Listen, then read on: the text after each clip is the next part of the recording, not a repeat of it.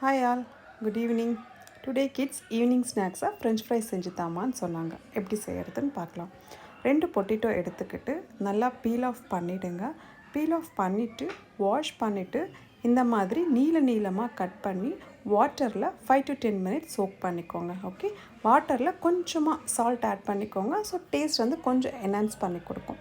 After 5 minutesக்கு அப்புறமா இந்த potato எல்லாத்தையும் நல்லா ஸ்க்வீஸ் பண்ணிவிட்டு சுத்தமாக தண்ணியே இல்லாமல் இந்த மாதிரி ஒரு பிளேட்டில் ஜஸ்ட்டு ட்ரை பண்ணி வச்சுக்கோங்க. ஓகே, இன்கேஸ் எக்ஸஸாக வாட்டர் இருந்தது ஃபீல் பண்ணிங்க அப்படின்னா இந்த மாதிரி ஒரு கிளாத் வச்சு ஃபுல்லாக வைப் பண்ணிவிடுங்க.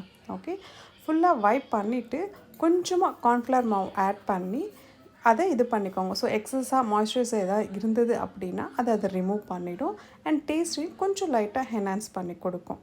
ஓகே, ஸோ இந்த மாதிரி இதை பண்ணிவிட்டு கொஞ்சம் நேரம் ட்ரை ஆகிறதுக்காக தனியாக எடுத்து வச்சுட்டுங்க. மீன்வைல் ஒரு பாத்திரத்தில் கொஞ்சமாக எண்ணெய் விட்டு நல்லா எண்ணெய் காஞ்சதுக்கப்புறமா இந்த கட் பண்ண பொட்டேட்டோவை எடுத்து எண்ணெயில் போட்டு நல்லா கோல்டன் ப்ரௌனாக வர்ற வரைக்கும் ஃப்ரை பண்ணிவிடுங்க. ஓகேவா? ஸோ இந்த மாதிரி கோல்டன் ப்ரௌனாக அந்த பொட்டேட்டோ வந்து வரணும். ஸோ இந்த மாதிரி கிறிஸ்பியாக வர வரைக்கும் நல்லா ஃப்ரை பண்ணிக்கோங்க. ஸோ ஒன்ஸ் இந்த மாதிரி கிறிஸ்பியாக வந்த உடனே எடுத்து வச்சுட்டுங்க.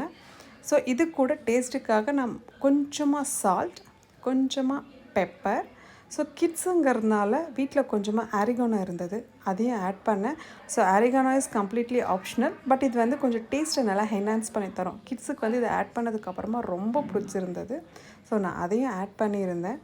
அதுக்கப்புறம் இந்த மாதிரி எல்லாத்தையும் ஆட் பண்ணிவிட்டு ஜஸ்ட் லைட்டாக கையில் கலந்து விட்டுக்கோங்க. ஸோ ஃபைனல் அவுட்புட் ரொம்ப நல்லா இருந்தது. கிட்ஸுக்கு ரொம்ப பிடிச்சிருந்தது.